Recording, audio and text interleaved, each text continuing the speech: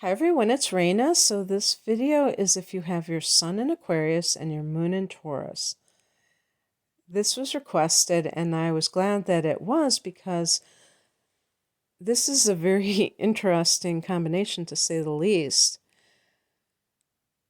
The signs Aquarius and Taurus form what is known as a square, which is a challenging aspect. It's a hard angle.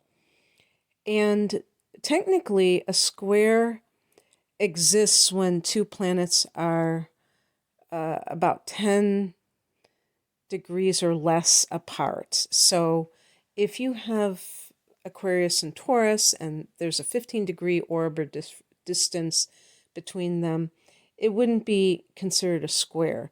But I still am going to be talking about these two signs as if all of you have squares, because this is a strange combination. We have the air element and we have the earth element. One thing that they have in common is that they're not emotional. They're detached. So you could say that there's a strange harmony with that, because having the moon in Taurus is good in the sense that Taurus is exalted. The moon is exalted in Taurus, and there is an emotional stability that is supposed to be present. Aquarius, as a sun sign, is ruled by Uranus and Saturn, but we don't talk about that too much. But the main ruler that we focus on is Uranus, and that actually is quite unstable because it's unpredictable and eccentric, and that's where Aquarius gets that reputation for being unpredictable and eccentric. And that's exactly how Aquarius wants it. And we have to look at the sun sign as the light that is shining upon the world. So it is that masculine yang energy that also relates to career matters and, your talents and things like that. The moon is more of your emotional nature. It is instinctual, even karmic. So some of these traits you may bring from other lifetimes, and I would say it's more unconscious, it's more automatic. That's why I say instinctual. So a person with the sun in Aquarius wants to see themselves or be seen as a humanitarian, as an egalitarian, somebody who believes in equality for all people. And there are Aquarians who are more conservative and those who are wild liberals or progressives, but they share that in common. They're going to have, I was just reading something and it was kind of almost intimating that about liberals who are progressives. That is not necessarily a redundancy, because a person can be conservative fiscally and liberal socially, or vice versa. So there's a quirkiness definitely associated with Aquarius, and part of that quirkiness is being a contrarian. Aquarius rules the 11th house of groups or the collective. And so Aquarians often gravitate towards groups or causes, if you will, trying to better the world, or circles of friends. That's where you feel very comfortable usually. But you don't necessarily want to be one of the crowd. You don't want to necessarily conform to whatever that group is about. And that is the contrarian part of Aquarius, and what kind of makes no sense, because if somebody is associated with a group, why would they want to be an individual, right? And this is one of the general things that people kind of who shy away from ever really belonging to groups is because they don't really agree with any particular group and what they believe in. And it's funny because even though I'm a Sagittarian sun sign, I feel like that. It's like I've always tried to find some kind of religion, spiritual system, or, ideology, even political ideology, that I can pretty much agree with almost 100%. And I haven't found any. And I have Venus in Aquarius. I have Sun square Uranus. That might be something to do with it. But you are someone who is definitely tolerant of differences in others. And whatever it is that you do for a living, it probably involves these kinds of themes. So I always say that the 11th house is like the house of the social worker. And I don't mean that, only, but anything where you are dealing with groups of people and trying to do something to make their lives better or to advocate for them. Because Aquarius is an air sign, the intellect is really highlighted, and you can be a very intelligent person. And this can lead to any kind of occupation where the mind is really important. So in academia, I would say definitely the academia versus elementary school, because of the sophisticated information that you have to disseminate. Because if you were to teach third grade, you might talk over the kids' heads or something like that. I remember I was writing, I might have said this before to Aquarius, because I always think of Aquarius. One time I was on the bus and I heard a mother talking to her child that was probably like 2 years old. And she was talking to the child like the child was 15 or 20. And I could see that type of person being an Aquarian and not really tuning into the fact that you can't talk to young children the way you do adults. You don't have to, treat them like idiots, but you have to, adjust. And Aquarius is like the mad scientist. So it might be a little bit difficult for you to tune in on that level, although Aquarians are very intuitive. So you have your own method to your madness. Aquarians can be inventors, and Aquarians can be scientists, but you might be metaphysicians or astrologers, things like that too. There are many different fields that you would excel in. Even writers. I think Charles Dickens was an Aquarian. And I don't know if I've actually read a novel by Charles Dickens, but I think that, his specialty was discussing social issues of the day, of the industrial age, if that was his era. But anyway, then we get to the moon in Taurus, and the moon is exalted in Taurus, and I I still am trying to figure that out. I think it has to do with fertility, like the Empress, which is connected to Taurus. The Earth, I can't think of another word. There is another word besides fertility, but that kind of thing, which the moon can represent. And also, I would say being on an emotional, Earth energy can be, and a fixed Earth might be good sometimes for the emotions because they're grounded. They're not all over the map.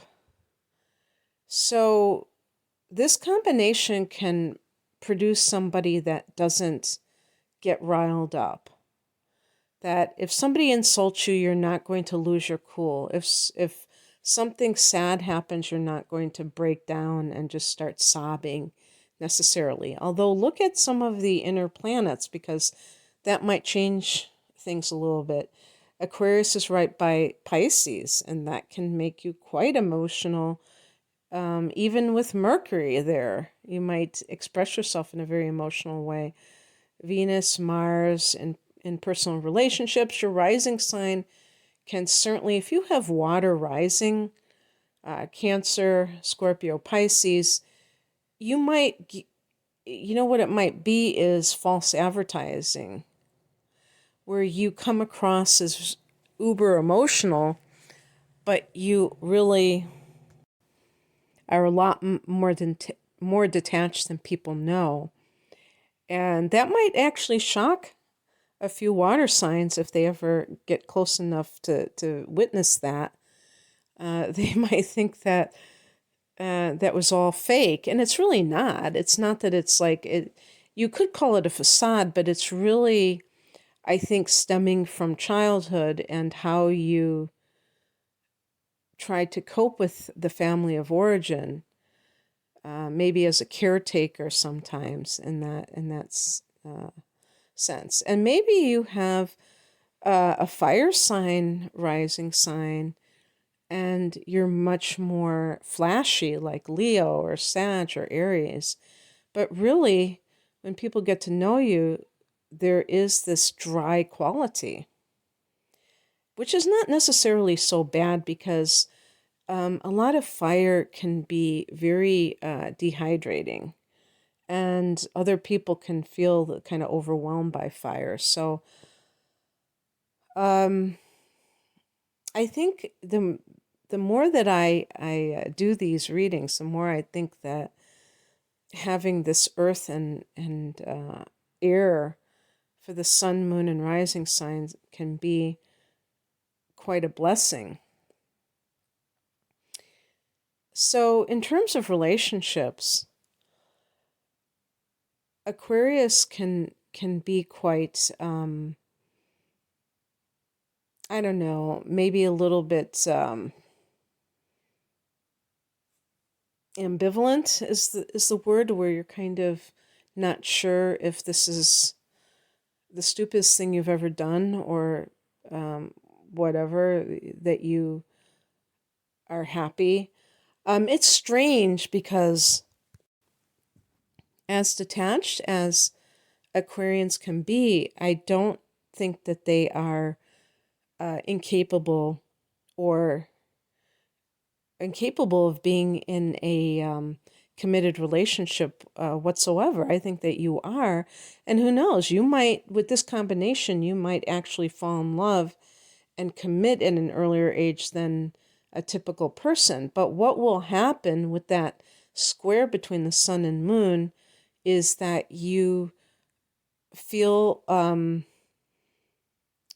this situation where it feels like you can't have what you want. Like you either have to have a career or your freedom or be in love.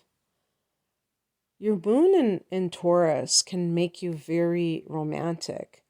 And if you have inner planets in Pisces, this is also something that can make you super romantic, and you may love poetry and romantic music.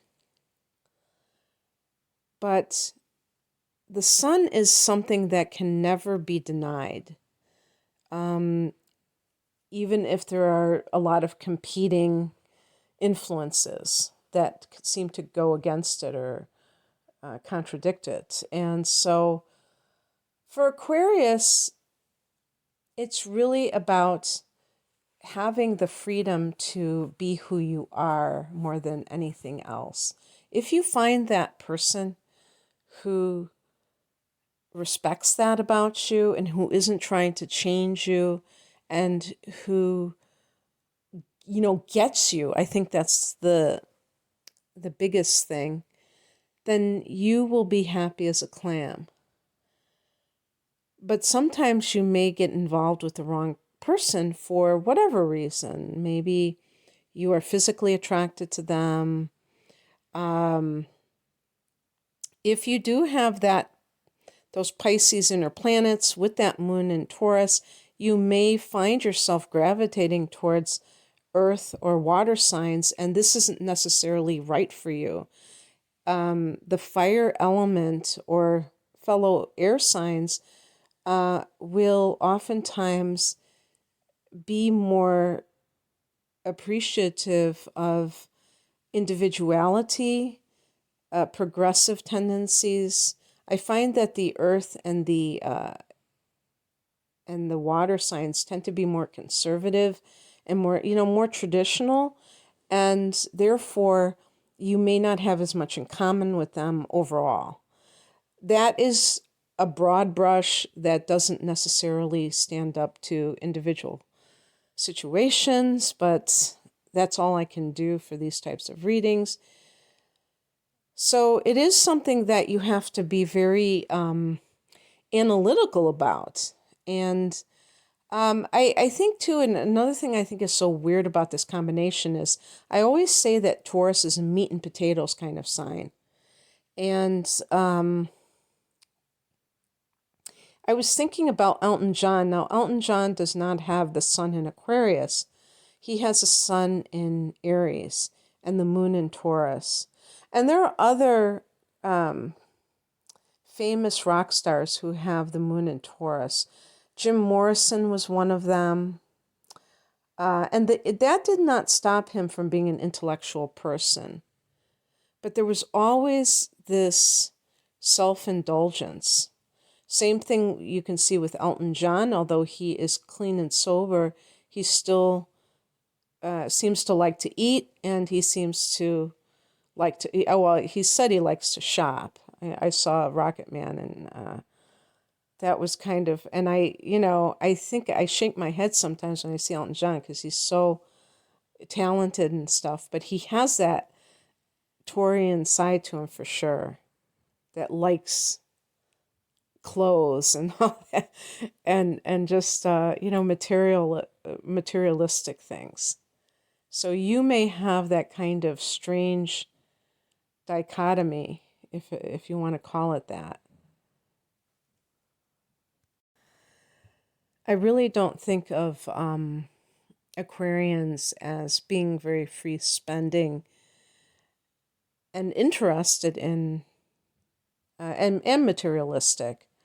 So this may be something that comes up for you when you are dealing with some kind of an emotional issue, and it's your way of nurturing yourself. But that can be kind of a quirky thing that you have. So it can be, one way it can manifest is having this real basic side to you that kind of like butts up against a very far out galactic, because Taurus is the first earth sign. So there's a real mundane quality. And I'd say groundedness. And so I don't want to just like put down the Taurus part because it really does have value. We live in this material world. And if a person doesn't have a lot of groundedness, they will tend to have trouble with just the basic things in life. Keeping, paying their bills, keeping themselves together on the material level. You can be a genius and not, you know, have the first clue about practical things, and that doesn't, really get you too far, because you need both. So it's really about integration. And with squares, integration is a little bit different. Oppositions are the other hard angles. And really, in those cases, it can be two extremes. To me, this seems like an extreme too, but it's really a frustration. That's what the squares represent. Because they're in the same modality, they have something in common in terms of being able to persist with things, have that endurance, and not give up, throw in the towel right away. And so I think whenever you have very disparate influences in your personal planets or personal points, one of the best ways to deal with it is to honor each area, not to say, I'm going to emphasize my Aquarius side and kind of tone down my Taurus side. No, you should give it free rein, but make accommodations. If you are somebody who is very intellectual, but you love trashy novels, I have, see, because like I said, I'm a Sagittarian, but I have Taurus rising. So I love the mundane along with the abstract knowledge. I love both of those things, and you can do that as well. So there's going to be that similar dynamic. And sometimes people feel like they have to choose, but really, when you think about it, the more you can be open-minded about things, the better off you'll be. That's kind of another paradox about Aquarius.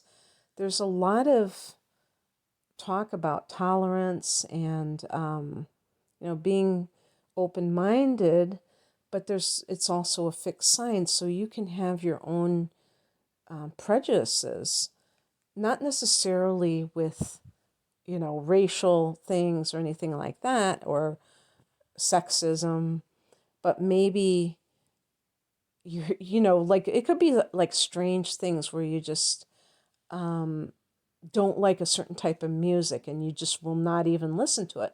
But if you think about that, that's a form of, yeah, we could say stubbornness, but it's a form of narrow-mindedness. So it kind of goes against what you stand for. The more you can expose yourself to new influences and not to just assume that you don't like something because it's, in a particular genre or what have you, you will find that you increase your flexibility a little bit. And in relationships, to be able to do that as well is not to be able to see other people's points of view and to not always have to have your way, because this, when somebody's stubborn, a lot of times they're very part of it isn't just like selfishness.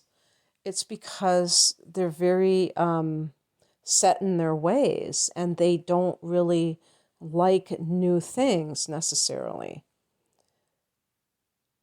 And that Aquarius does tend to be ahead of their time, though. Like, you might be the first one to sense a trend and ahead of anyone else. But Taurus is very kind of, I don't know if I'd say stuck in the past, but just doesn't really like that. So that's kind of a contradiction too. And you might have areas in your life where you just don't, don't want it. As a matter of fact, I don't know if I read this somewhere that some um, Aquarians are Luddites or they don't like technology. Oh yeah, I was reading about that singer who's a young on the younger side, Ed Sheeran, I think his name is, and I think he's an Aquarian, and he said that he hasn't owned a cell phone since a smartphone since 2015, and it's like 7 years later, and he's a young guy, and he's got he's a multi-million dollar seller, maybe billions, I don't know, but well, not that, but very popular, and it's like crazy. But that's kind of what an Aquarian would do, and Aquarius is associated with technology. So I could see the Taurus side being like kind of, wanting to keep that flip phone. Um, so I don't know, but anyway, that's what I have for you. I hope that this resonated. If you would like a private reading, the link is below. Take care.